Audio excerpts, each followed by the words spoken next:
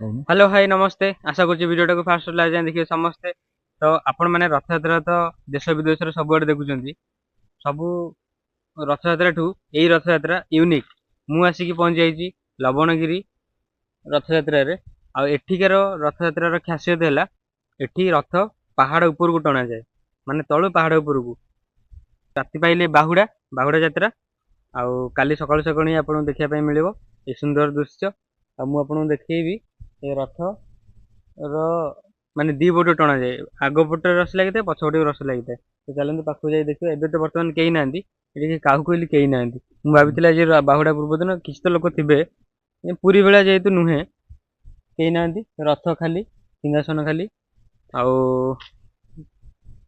ଆମେ ବାହୁଡ଼ା ଯାତ୍ରା ତ କାଲି ଦେଖିବା କିନ୍ତୁ ମୁଁ ଆପଣଙ୍କୁ ଟିକେ ରଥ ବିଷୟରେ ଦେଖେଇ ଦଉଛି ଏଠିକା ରଥର ଖାସିୟତ କଣ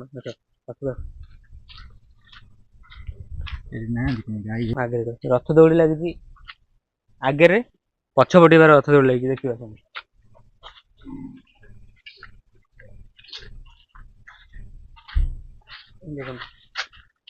ପଛରେ ବି ରଥ ଦୌଡ଼ି ଦେଖିଲେ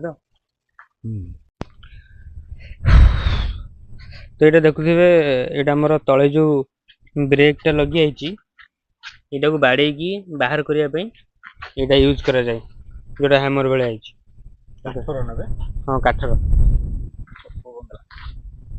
ଆଉ ହଁ ଏପଟେ ଦେଖିପାରୁଥିବେ ଜଗନ୍ନାଥଙ୍କ ରଥ ଜଗନ୍ନାଥ ବଳଭଦ୍ର ସୁଭଦ୍ରା ତିନି ଜଣଙ୍କର ରଥ ହାଇଟ୍ ପ୍ରାୟ ସେମ୍ ହେଲା ସବୁ ଜାଗାରେ ସୁଭଦ୍ରାଙ୍କର ଛୋଟ ତାପରେ ବଳଭଦ୍ରଙ୍କର ସବୁଠୁ ବଡ଼ ଜଗନ୍ନାଥଙ୍କର ଥାଏ କିନ୍ତୁ ଏଇ ଜାଗାରେ ତିନି ରଥ ସେମ୍ ହାଇଟ୍ର ଓକେ ଆଉ ସେମିତି ଆଗରୁ ପଛରୁ ରଥ ଭିଡ଼ାଯାଏ ମାନେ ପାହାଡ଼ ଉପରକୁ ସେ ସେଇ ହିସାବରେ ନେଇକି ଯାଆନ୍ତି ଟାଣିକି ଆଉ ହଁ ଦେଖନ୍ତୁ ପୁରୀ ରଥଠୁ ତ ଏ ରଥର ସାଇଜ ଛୋଟ କିନ୍ତୁ ଦେଖିବା ପାଇଁ ବହୁତ ସୁନ୍ଦର ଲାଗୁଛି ଦୀଘା ରଥଯାତ୍ରା ଭଳିଆ ନୁହେଁ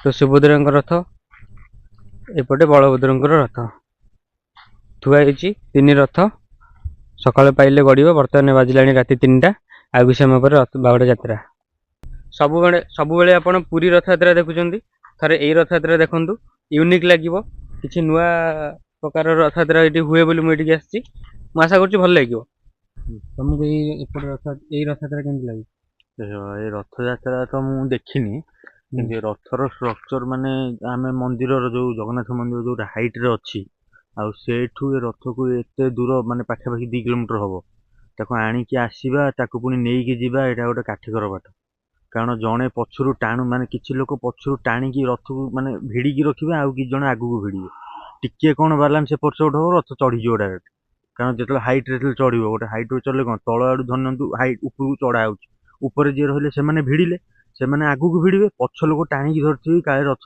ମାନେ ଯୋଉ ପଛକୁ ନ ଗଡ଼ିଯାଉ ସିଏ ବି ସେପଟେ ଟାଣିକି ଧରିଥିବେ ଏଇଟା ବହୁତ ମାନେ ଡିଫିକଲ୍ଟ କଣ୍ଡିସନରେ ରଥ ଉପରକୁ ଉଠିବ ତ ବାକି କାଲି ତ ତୁ ଆସିବୁ ଦେଖିବା ମୁଁ ତ କାଲି ଆସିବିନି ତୁ କାଲି ଆସିବୁ ତ ଭିଡ଼ିଓ ଦେଖିବା କେମିତି ଆକ୍ଚୁଆଲି କେମିତି ନେଉଛୁ ଆମେ ଏଇଟା ଥିଓରିକାଲି ଏଇଟା ଗୋଟେ ମାନେ ଭାବୁଛେ କି ହଁ ଏମିତି ହଉଥିବ ବୋଲି କିନ୍ତୁ ଆକ୍ଚୁଆଲି କେମିତି ହଉଛି ସେଇଟା ତୁ କାଲି ଆସିଲେ ଦେଖାଯିବ କେମିତି କ'ଣ ଆଉ ରଥଯାତ୍ରା ର ନିୟମ ତିନି ରଥ ଯାଇକି ରହିବେ ମାଉସୀ ମା ମନ୍ଦିରରେ ତ ଏଇ ଗାଁରେ ବି ମାଉସୀ ମା ମନ୍ଦିର ଅଛି ମୁଁ ଆପଣଙ୍କୁ ଦେଖେଇ ଦଉଛି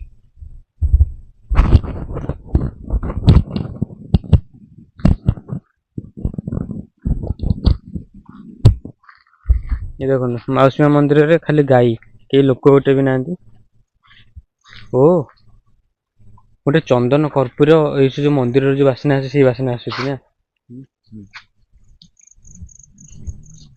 गाई गोरु तीन ठाकुर कौटी अच्छा मत लगे यार भर अच्छा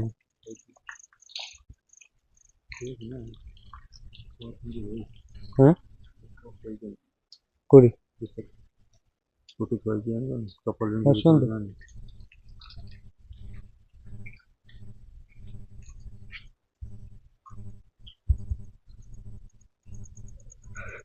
एठिकार मौसी माँ मंदिर बहुत सुनसान पूरी होते लक्ष लक्ष लोक अलरेडी गदा हो सारे बड़ दाण्ड किंतु जेहेतु यहाँ गोटे गाँ भितर छोट आकार हुए ये किए ना बर्तमान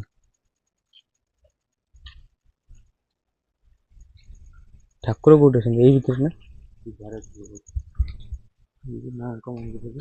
ଗାଇସ୍ ମତେ ଲାଗୁଛି ଠାକୁର ଅଛନ୍ତି ଏଇଠି ହେଲା। ତ ଏବେ ତ ପହଡ଼ ପଡ଼ିଯାଇଛି, ଆଉ ଦେଖିବା ରାତି ଅଧରେ ବି ଏଇଟା ଟେକି ଦେଖିବା ଠିକ୍ ନୁହେଁ।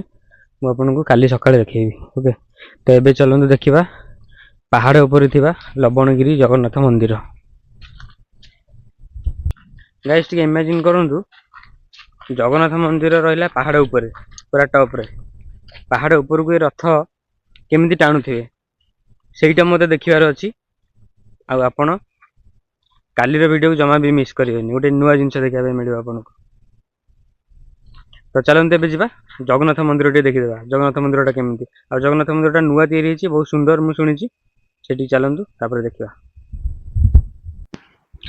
ତ ଏଇଟା ହେଉଛି ପାହାଡ଼ ଉପରକୁ ଯିବା ରାସ୍ତା, ମାନେ ମନ୍ଦିରକୁ। ଆଉ ଏଇପଟେ ଦେଇକି ରଥ ଟଣାଯାଏ।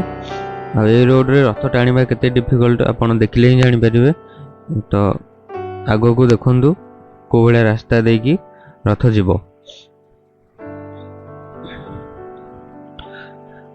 ତ ଦେଖନ୍ତୁ ଏଇଠୁ ଅଫରୋଡ଼ିଂ ଷ୍ଟାର୍ଟ ହେଇଗଲା, ମାନେ ଏମିତି ବର୍ଷାରେ ଧୋଇ ଯାଇଛି ରାସ୍ତା।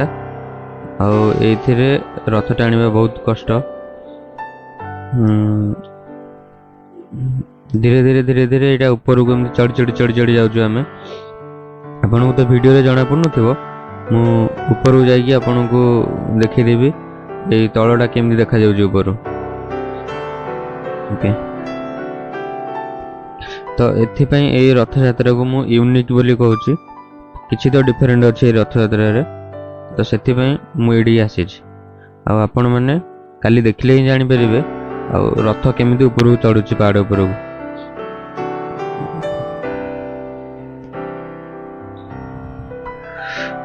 ତ ଆପଣମାନେ ଦେଖିପାରୁଥିବେ ମନ୍ଦିର ଏଇଠୁ ଦେଖାଯାଉଛି ପାହାଡ଼ ଉପରେ, ପାହାଡ଼ ଟପରେ ରହିଛି ମନ୍ଦିର। ଆଉ ଏ ପାହାଡ଼ ଉପରେ ଠିଆ ହେଲେ ପୁରା ଗାଁ ହିଁ ଦେଖାଯାଉଛି। ତ ବର୍ତ୍ତମାନ ଆମେ ପହଞ୍ଚିଗଲୁ ଜଗନ୍ନାଥ ମନ୍ଦିର ଉପରେ, ମାନେ ପାହାଡ଼ ଉପରେ। ଆଉ ପାହାଡ଼ ଉପରେ ଦେଖନ୍ତୁ ବହୁତ ସୁନ୍ଦର ସେ ମନ୍ଦିରଟା ବନିଯାଇଛି, ଏବେ ନୂଆ ବନିଯାଇଛି କିନ୍ତୁ ବହୁତ ସୁନ୍ଦର ସେ ବନିଯାଇଛି। ଆଖପାଖରେ ବହୁତ ସାରା ମନ୍ଦିର ଅଛି, ଆପଣଙ୍କୁ ଦେଖାଉଛି ଗୋଟେ ଗୋଟେ କରିକି। ତ ଏଇ ଆଙ୍ଗେଲରୁ ମନ୍ଦିରଟା ବହୁତ ସୁନ୍ଦର ଦେଖାଯାଉଛି। ଆଉ ଏଇ ଜାଗାକୁ ଥରେ ଯଦି ଆପଣ ଆସିବେ ଦିନରେ, ୟାର ଭିଉ, ଚାରିପଟର ଭିଉ ଆପଣ ଦେଖିପାରିବେ, ମଜା ନେଇପାରିବେ। ତ କାଲି ଦିନରେ এই ଜାଗାରେ ଦେଖା ଦେଖି। ତ ବର୍ତ୍ତମାନ ଆମେ ଚାଲନ୍ତୁ ଉପରକୁ ଯିବା, ମନ୍ଦିର ଉପରକୁ। ତ এইটা রয়েছে মন্দিরের সামনা। এই মন্দিরକୁ যদি ଆପଣ ড্ରୋନ୍ শটରେ ଦେଖିବେ ତ ଏହାର ଆଙ୍ଗେଲ ବହୁତ ବଢ଼ିଆ ଦେଖାଯିବ। ଆଗରେ ରହିଛି ଅରୁଣ ସ୍ତମ୍ଭ, ଯେମିତି ଜଗନ୍ନାଥ ମନ୍ଦିରରେ ଥାଏ। ଆଉ ବର୍ତ୍ତମାନ ତ ବ୍ୟାରିକେଡ୍ ପକାଯାଇଛି, ଉପରକୁ ଯିବା ଆଲାଉ ନାହିଁ, କିନ୍ତୁ ସାଇଡ୍ରେ ବାଟ ଅଛି ଆମ ପାଇଁ ଯିବା ପାଇଁ। କିନ୍ତୁ ମନ୍ଦିରଟା ଦେଖନ୍ତୁ ଏବେ ନୂଆ ବନି ହେଇଛି, କିନ୍ତୁ ଆପଣ ଦେଖିଲେ ଜାଣିପାରିବେନି ଯେ ଏଇଟା ନୂଆ ବନି ହେଇଛି। ପୁରୁଣା କାଳିଆ ମନ୍ଦିର ଯେମିତି କାରୁକାର୍ଯ୍ୟ ହେଇଥାଏ, ଏଇଟା ସେମିତି ହେଇଛି। ତ ଚାଲନ୍ତୁ ପାଖକୁ ଯାଇକି ଦେଖିବା। ତ ବର୍ତ୍ତମାନ ତ ମନ୍ଦିର ଗେଟ୍ ବନ୍ଦ ଅଛି, ଆଉ ଏଠି କେହି ଲୋକ ଗୋଟେ ବି ନାହାନ୍ତି। କାଲି ବାହୁଡ଼ା ବାଜିଲାଣି, ବର୍ତ୍ତମାନ ଟାଇମ୍ 3:30, କିନ୍ତୁ ଏବେ ଏଯାଏଁ ବି କେହି ନାହାନ୍ତି, କିନ୍ତୁ ମନ୍ଦିରର ପତାକା ଫରଫର ହେଇକି ଉଡ଼ୁଛି। ଓକେ, ତ ଚାଲନ୍ତୁ ମନ୍ଦିର ଚାରିପଟ ଟିକେ ବୁଲିକି ଦେଖିଦେବା। ଓକେ, ତ ମନ୍ଦିର ପଛପଟେ ରହିଛି ଦେଖନ୍ତୁ ବିମଳା ମନ୍ଦିର। ଯେମିତି ଜଗନ୍ନାଥ ପୁରୀ ଜଗନ୍ନାଥ ମନ୍ଦିରରେ ବିମଳା ମନ୍ଦିର ଅଛି ପଛପଟେ, ଆଉ ଲକ୍ଷ୍ମୀଙ୍କ ମନ୍ଦିର ଅଛି, ଏଠି ବି ସେମିତି ହେଇଛି। ଯେହେତୁ ମନ୍ଦିରଟା ବର୍ଷେ ହେଲା ତିଆରି ହେଇଛି, ତ ଖାଲି ଏଇ ମନ୍ଦିର ତିଆରି ହେଇଛି, ଯେମିତି ଆଗକୁ ଆହୁରି କିଛି ବହୁତ ସାରା ମନ୍ଦିର ତିଆରି ହେଇଯିବ। ଏଇଟା ରହିଛି ଲକ୍ଷ୍ମୀ ମନ୍ଦିର। ଆଉ ବର୍ଷା ଦେଖନ୍ତୁ ପ୍ରବଳ ଜୋରରେ ହେଲାଣି, ଆମେ ଟିକେ ଲକ୍ଷ୍ମୀ ମନ୍ଦିରରେ ଭାବିଛୁ ଠିଆ ହେଇ ପଡ଼ିବୁ, ବର୍ଷା ଛାଡ଼ିଲେ ଯିବୁ। ଆଉ ମନ୍ଦିର ଗୁଡ଼ାକ ତିଆରି ହେଇଛି ପୁରା ମାଙ୍କେଡ଼ା ପଥରରେ ସାଇଜରେ କଟା ହେଇକି ବନା ହେଇଛି, ବୁଝନ୍ତୁ ତ। ଇଏ ହେଲା ଆଜିକାଲିକା କାରିଗରୀ, ଏବେ ବି କାରିଗରୀ ବଞ୍ଚିଛି, କିନ୍ତୁ ସେତେବେଳେ ଭଳିଆ ନହେଲେ ବି ସେଇଭଳିଆ ବନେଇ ପାରୁଛନ୍ତି। ଆଉ ମନ୍ଦିରଟା ବହୁତ ସୁନ୍ଦର ହେଇଛି, କାଲି ଦିନରେ ଆସିଲେ ଆପଣ ଦେଖିବେ। ତ ବର୍ତ୍ତମାନ ଆମେ ଦେଖିଦେବା ହିଲ୍ର ଭିଉ। ତ ଦେଖନ୍ତୁ ଲକ୍ଷ୍ମୀ ମନ୍ଦିରରେ କୁକୁରମାନେ ଆଶ୍ରୟ ନେଇଛନ୍ତି, ଯେହେତୁ ବାହାରେ ବର୍ଷା ପବନ ହେଉଛି। ଆଉ ଏଇଠି ଦେଖନ୍ତୁ ତଳେ ରାମଦୋଳି ପଡ଼ିଛି, ଯେଉଁଟା ଆମେ ତଳକୁ ବୁଲିକି ଆସିଲୁ। ରାମଦୋଳି ସେଠି ଷ୍ଟଲ୍ ପଡ଼ିଛି, ଲାଇଟ୍ ଫାଇଟ୍ ଜଳୁଛି। ସେଇଟା ପାହାଡ଼ ତଳଟା, ଏଇଟା ପାହାଡ଼ ପୁରା ଟପ୍ଟା ଆମେ ଯେଉଁଠି ଠିଆ ହେଇଛୁ। ତ ଏପଟ ଭିଉ ତ ଲାଇଟ୍ ଜଳୁଛି ବୋଲି ଦେଖାଯାଉଛି। ଆଉ ପଛପଟେ ଭିଉଟା ଆପଣଙ୍କୁ ମେ ବି ଦେଖାଯିବନି କିନ୍ତୁ ଅନ୍ଧାର ହେଇଛି, ବର୍ଷା ହେଉଛି, କିଛି ଜଣାପଡ଼ୁନି। ଏପଟେ ହେଲା ଗାଁଟା ରହିଛି। ତ ଏଇଠି ଟିକେ ରେଷ୍ଟ ନେବା, ମାନେ ଏଇଠି ଟିକେ ଆଶ୍ରୟ ନେବା ଯେହେତୁ ବର୍ଷା ହେଉଛି, ତାପରେ ଏଠୁ ବାହାରିବା। ତ ରାତି ହେଲାଣି 3ଟା। ପ୍ରବଳ ଝଡ଼ ବର୍ଷାରେ ଆମେ ଏଠି ଆଶ୍ରୟ ନେଇଛୁ ଲକ୍ଷ୍ମୀ ମନ୍ଦିର ପାଖରେ। ଆମକୁ ପୁଣି 50 କିଲୋମିଟର କାଲି ସକାଳେ ଆସିବାର ଅଛି। ତ ସେଥିପାଇଁ ଏ ଭିଡ଼ିଓକୁ ମୁଁ ଏଇଠି ରଖୁଛି। ଆପଣମାନଙ୍କୁ ଅନୁରୋଧ ଟିକେ ଲାଇକ୍, ସେୟାର, ସବସ୍କ୍ରାଇବ୍ କରି